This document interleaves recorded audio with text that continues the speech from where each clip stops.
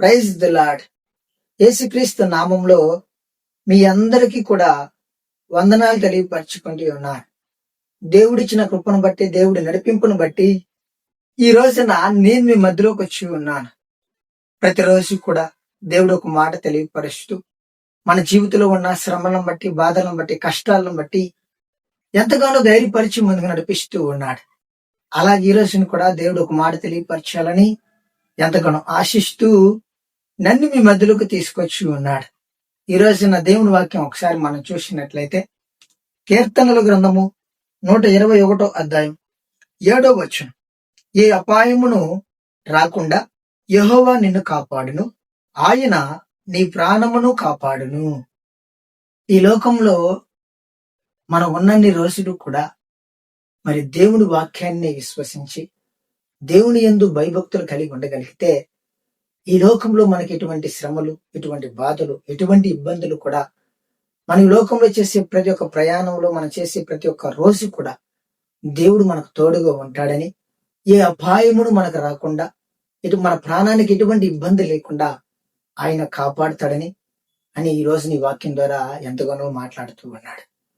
నా సహోదరి, నా సహోదరుడా, ఈ లోకంలో దేవుడు ఎందుకు మానవుడి పట్ల ఎంతగా జాలి కలిగి ఉన్నాడు అంటే, దేవుడు ఈ లోకంలో ప్రతి మానవుడిని కూడా సృష్టించి ఉన్నాడు. ప్రతి మానవుడి పట్ల కూడా ఒక ప్రణాళికతో కలిగి ఉన్నాడు. ఈ లోకంలో ప్రతి మానవుడు కూడా దేవుడి వాక్యాన్ని విశ్వసించి దేవుడు ఉన్నాడు అని నమ్మి వాని వాక్యాన్ని అనుసరించి ఈ లోకంలో మనం బ్రతకగలిగితే ఈ లోకంలో మనం శ్రమలు అనే జీవితంలోకి వెళ్ళలేం. ఎందుకంటే శ్రమలు అనేవి మనంతటికి మనం తెచ్చుకుంటూ ఉంటాం. దేవుడు మనల్ని శ్రమల్లోకి తీసుకువెళ్ళడు. దేవుడు మనల్ని కఠినమైన పరిస్థితుల్లోకి నడిపించడు.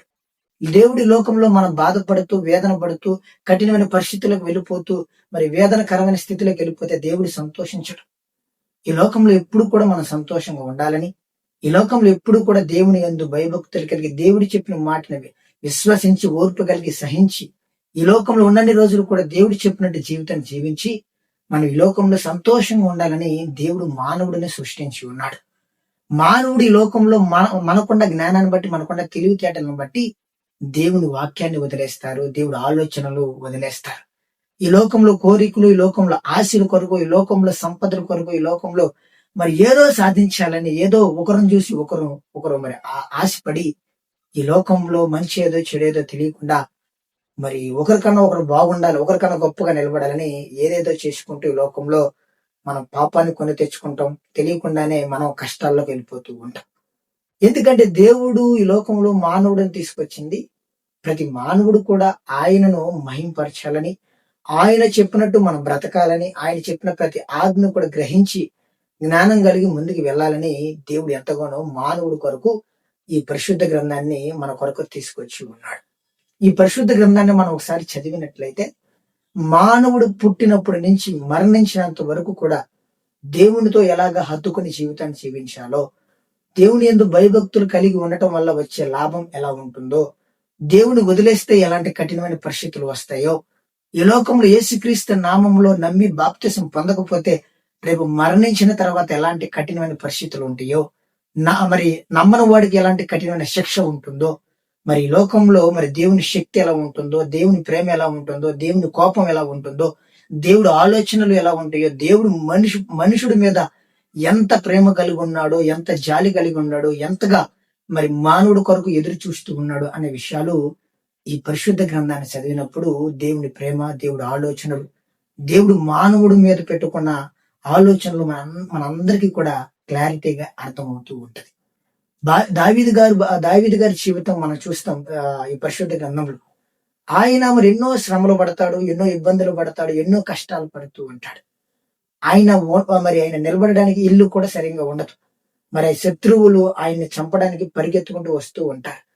అలాంటి పరిస్థితుల్లో కూడా ఆయన చాలా అలాంటి పరిస్థితుల్లో కూడా దేవుని యందు విశ్వసిస్తాడు. అలాంటి పరిస్థితుల్లో కూడా భయపడడు. అలాంటి విషయంలో కూడా భయపడకుండా మరి భూమి ఆకాశాన్ని సృష్టించిన సృష్టికర్త అయిన దేవుడు నాకు సహాయకుడు, ఆయన వల్లే నాకు సహాయం అందుతూ ఉంది, ఆయన వల్లే నా బ్రతుకు మారుతుంది, ఈ కఠినమైన పరిస్థితుల్లో కూడా నాకు ఆహారం పెట్టగలుగుతాడు, ఈ కఠినమైన అనారోగ్య పరిస్థితుల్లో కూడా నాకు ఆరోగ్యాన్ని కలగజేస్తాడు, మంచి ఆరోగ్యాన్ని ఇస్తాడు అని ఎంతో విశ్వాసంతో, ఎంతో నమ్మకంతో దేవుని యందు భయభక్తులు కలిగిన మనిషి దావీదు గారు. కాబట్టి అలాగ దేవుని మహింపరుస్తూ, ఘనపరుస్తూ ఉంటాడు. అలాంటి మరి భక్తుడు దేవుని ఎంతగానో ఘనపరుస్తూ ఉన్నప్పుడు, దేవుడు ఆయన్ని ఎంతగానో మహింపరుస్తూ, ఎంతగానో హెచ్చించి ఉన్నవాడు ఈ భూమి ఆకాశాన్ని సృష్టించిన సృష్టికర్త అయిన దేవుడు. కాబట్టి నా సహోదరి, నా సహోదరుడా, ఏదో టైం పాస్ గా దేవుని దగ్గరికి వస్తే నీ జీవితం టైం పాస్ లాగా అయిపోతూ ఉంటది. ఎందుకంటే దేవుడికి ఈ లోకంలో ఉన్న ప్రతి ఒక్కటి కూడా ఆయన అరిచేతిలో ఉన్నది. భూమి అవును గాక అంటే భూమి ఏర్పడినది, ఆకాశము అవును గాక అంటే ఆకాశం ఏర్పడినది. అలాంటి సృష్టికర్త అయిన దేవుని వాక్యాన్ని మనం విశ్వసించాలి. ఆయన మాటలను మనం జాగ్రత్తగా గ్రహించాలి. ఆయన ఆలోచనలు చాలా జాగ్రత్తగా గ్రహించాలి. కాబట్టి ఈ లోకంలో ఏదో బాధలు వచ్చినాయని, కష్టాలు వచ్చినాయని, వేదనలు వచ్చినాయని, ఈ లోకంలో మనుషులు మనల్ని ఆదరించట్లేదని, ఈ లోకంలో మనం నశించిపోతున్నామని దేవుడి దగ్గరికి రావటం కాదు. అసలు దేవుడు అంటే ఎవరు? అసలు దేవుడు ఎందుకు దేవుని మనం ఆరాధించాలి? అసలు దేవుడికి ఎందుకు మనం ఆయన సన్నిధికి వెళ్ళాలి? ఎందుకు ఈ పరిశుద్ధ గ్రంథాన్ని చదవాలి? ఎందుకు దేవుని సన్నిధిలోకి వెళ్ళి మనం మరి ఆయన మహింపరిచి ఆయన గణపరచాల్సిన విషయం ఏంటి? అసలు మానవుడు దేవుడిని ఎందుకు గణపరచాలి? దేవుడు ఎందుకు మానవుడి పట్ల ఎంత ప్రేమ కలిగి ఉన్నాడు? ఎందుకు తన ప్రియ కుమారుడని యేసుక్రీస్తును తీసుకొచ్చి మరి బలి అర్పించి తన ప్రాణాన్ని, తన రక్తాన్ని దారబోసాడు? ఎందుకు? దేనికోసం అనే విషయాలు మనం గ్రహించాలి. ఎన్ని గ్రహించినప్పుడు దేవుడి ప్రేమ, దేవుడి ఆలోచన, దేవుడి తలంపులు మన హృదయంలో మనకి దేవుడు తెలియపరుస్తూ ఉంటాడు. అప్పుడు దేవుడి ఆలోచనలు మనకు తెలిసినప్పుడు ఈ లోకంలో మన దేని గురించి కూడా భయపడం, ఏ విషయాన్ని గురించి కూడా దిగులుపడం, ఈ లోకంలో సంపద, పేరు, ఆస్తి, డబ్బు కోసం, లేకపోతే లగ్జరీ లైఫ్ కోసం, దేనికోసం కూడా మనం పరిగెత్తం. కేవలం దేవుడి చిత్తం ఏముందో, దేవుడు నా పట్ల ఏం ప్రణాళిక కలిగి ఉన్నాడో, దేవుడు నన్ను ఏ విధంగా వాడుకోవాలని ఈ లోకానికి తీసుకొచ్చి ఉన్నాడో, దేవుడు నాకు ఏ జ్ఞానాన్ని ఇచ్చాడో, దేవుడు నా పట్ల ఏం ప్రణాళిక కలిగి ఉన్నాడో అనే విషయాలు మనం గ్రహిస్తాం తప్ప, ప్రభు నాకు ఇది దయచే, నాకు ఈ జాబ్ దయచే, నాకు నా బిడ్డలకి ఇది దయచే, నాకు ఈ సంపద దయచే, నాకు ఈ జాబ్ దయచే మనం అడగం. ఎందుకంటే ఈ లోకంలో దేవుడు అంటే ఏంటో తెలియని వాళ్ళు కోరికల కొరకు, ఆశల కొరకు, సంపద కొరకు, ఈ లోకంలో గొప్ప గొప్ప స్థాయిల కొరకు దేవుడి దగ్గరికి వచ్చి నటిస్తూ ఉంటారు. దేవుడి దగ్గరికి వచ్చి మరి ప్రార్థన చేస్తూ ఉంటారు. అది ఒక విశ్వాస లక్షణం కాదు.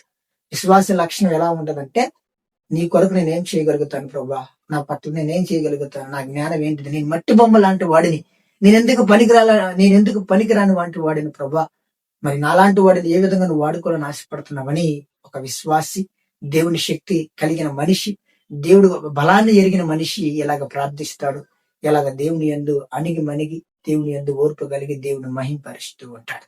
ఎప్పుడైతే దేవుని వాక్యాన్ని అనుసరిస్తావో, ఎప్పుడైతే దేవుని వాక్యం నీ హృదయంలో కలిగి ఉంటుందో, అప్పుడు దేవుని ప్రేమ, దేవుడి ఆలోచన చూడగలుగుతావు. ఈ లోకంలో దేవుడు మనకు తోడుకుండగా మనకు అనేది ఫెయిల్యూర్స్ అనేది కనపడదు. ఎందుకంటే ఆయనకు అన్ని కూడా సక్సెస్ ఏ ఉండదు తప్ప ఆయన ఫెయిల్యూర్ అయింది ఎక్కడ లేదు. దేవుడు ఫెయిల్యూర్ అయినట్టు ఎక్కడైనా ఈ పరిశుద్ధ గ్రంథంలో మనం చదివి చూడండి. దేవుడు చేసిన అద్భుత కార్యాలు, దేవుడి శక్తి, దేవుడి బలం, దేవుడు చేసిన మిరాకిల్స్ కనపడతాయి. కానీ దేవుడు ఒక మాట చెప్పి అది చేయకుండా లేడు అనే దానికి లేదు. దేవుడు వాగ్దానం ఇచ్చాడు అంటే ఆ వాగ్దానాన్ని ఏ నర మానవుడు కూడా దాన్ని ఆపడానికి అర్హులు కాదు. కాబట్టి ఈ లోకంలో ఉన్నన్ని రోజులు కూడా మరి దేవుడు మన నడిచే ప్రతి రోజు కూడా మనల్ని కాపాడాలి అంటే ఈ లోకంలో ఉన్నన్ని రోజులు కూడా దేవుని యందు భయభక్తులు కలిగి ఉండాలి.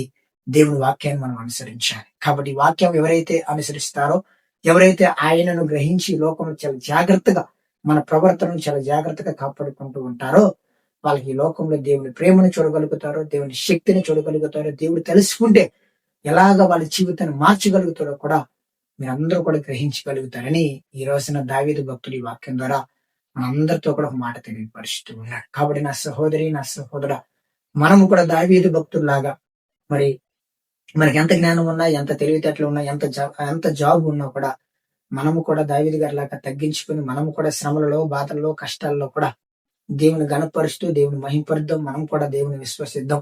మనము కూడా దేవుని శక్తిని, బలాన్ని పొందుకుని రాబోయే రోజుల్లో మనం కూడా సాక్షులుగా నిలబడి దేవుడి కొరకు పనిచేసే బిడ్డలుగా, దేవుని చిత్తాన్ని నెరవేర్చే బిడ్డలుగా ఉండాలని ఈ రోజు ఈ ఉదయ కాల సమయమున దేవుడు మనందరికీ కూడా ఈ వాక్యం ద్వారా ధైర్యపరుస్తూ ఉన్నాడు. కాబట్టి ఈ రోజు ఇంకొకసారి ఈ వాక్యాన్ని చదువుకుని మనం ధైర్యం పొందుకుని దేవునికి కృతజ్ఞత తెలియపరచుకుని ఒక చిన్న ప్రార్థన చేసుకున్నాం. ఏ అపాయమును రాకుండా యెహోవా నిన్ను కాపాడును, ఆయన నీ ప్రాణమును కాపాడును. ఈ అపాయం రాకుండా ఆయన కాపాడతానంట.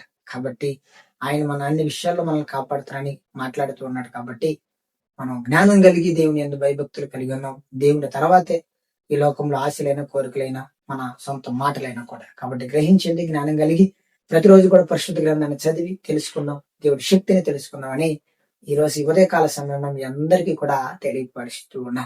ఒక చిన్న ప్రార్థన చేసుకుందాం. అందరూ కూడా కళ్ళు మూసుకున్నట్లయితే.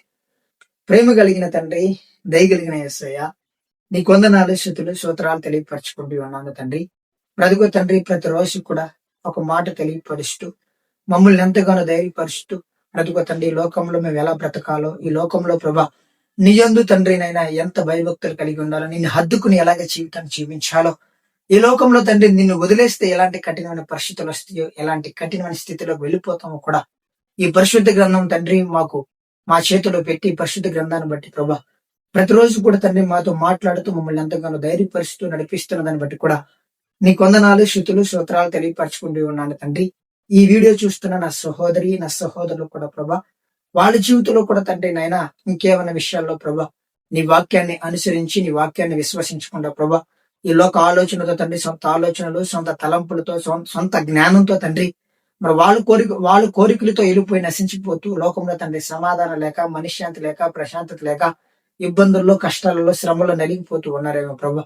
బ్రతుకు తండ్రి నైనా నీ యందు భయభక్తులు కలిగి ఉన్న వారికి తండ్రి ఏ అపాయం రాకుండా కాపాడుతారని ఎందుకున్న తండ్రి వాక్యం ద్వారా మా అందరితో కూడా మాట్లాడుతూ ఉన్నావు. కాబట్టి ప్రభా ఈ వాక్యాన్ని బట్టి తండ్రి మేము కూడా తండ్రి లోకంలో ఉన్నన్ని రోజులు కూడా మా జ్ఞానం కాదు గాని నీ జ్ఞానాన్ని గ్రహించి నీ యందు భయభక్తులు కలిగి నీ ప్రేమను, నీ శక్తిని, నీ బలాన్ని పొందుకుని ముందుకెళ్ళి బిడలకు అదేవిధంగా తండ్రి ఈ లోకంలో ప్రభా మరి మాలాంటి నీచులను ఎందుకు పనికిరైన వాళ్ళను కూడా ఏర్పరిచిన గొప్ప వాళ్ళుగా మరి వాళ్ళని నిలబెట్టి సాక్షులుగా నిలబెట్టిన దేవాది దేవుడు ప్రభా. మరి దావీదు గారి జీవితం ప్రభా గొర్రెలు కాచుకునే మనిషిని తీసుకెళ్లి గొప్ప రాజుగా ఏర్పరచుకున్న దేవాతి దేవుడివి, నీకు అసాధ్యమైనది ఏది లేదు ప్రభా. కాబట్టి తండ్రి మేము కూడా తండ్రి జ్ఞానం కలిగి నీ వాక్యం అందు ఓర్పు కలిగి సహనం కలిగి ముందుకెళ్లి బిడలుగా మమ్మల్ని కూడా అభిషేకించి నడిపించి సహాయం చేయమని రాబోయే రోజుల్లో ప్రభా మేము కూడా తండ్రి నేను నీ వాక్యాన్ని బట్టి అనుసరించి ముందుకు వెళ్లే బిడ్డలుగా కృపతో నింపి నడిపించి సహాయం చేయమని నేను కోరుకుంటూ నీ చిత్తమైతే ప్రభావ రేపు ఉదయకాలం వరకు తండ్రి ఈ వాక్యాన్ని అనుసరించి రాబోయే రోజుల్లో కూడా తండ్రి అనుసరించి ముందుకు వెళ్లే బిడ్డలుగా కృపతో నింపి నడిపించి సహాయం చేయమని రేపు ఉదయకాలం వరకు తండ్రి మమ్మల్ని కాచి కాపాడి ప్రతి రోజు కూడా తండ్రి నీ కృపతో నింపి నడిపిస్తున్న దాన్ని బట్టి కూడా నీ కొందనాలు స్తుతులు స్తోత్రాలు. నీ చిత్తమైతే ప్రభావ మళ్ళీ రేపు ఉదయ కాలమున నీ కాళ్ళ దగ్గరకు వచ్చి నీ వాక్యాన్ని వినే యోగ్యతని కృపతో నింపి నడిపించి సహాయం చేయమని కోరుకుంటూ యేసయ్య పరిశుద్ధ నామములో అడిగి వేడుకుంటున్నాను తండ్రి, ఆమేన్. కాబట్టి ఈ వాక్యాన్ని బట్టి మనందరం కూడా ధైర్యం పొందుకుందాం. మనం కూడా దేవుడు మనకు తోడు ఉన్నాడని, దేవుడు మనల్ని కాపాడుతాడని ఈ లోకంలో ఉన్నన్ని రోజులు కూడా విశ్వాసంతో ఉండి ఆయన్ని గణపరుద్దాం, ఆయన్ని మహింపరుస్తాం. అందరికీ కూడా ఇంకొకసారి తెలియపరుస్తూ ఉన్నాను. ఆమేన్.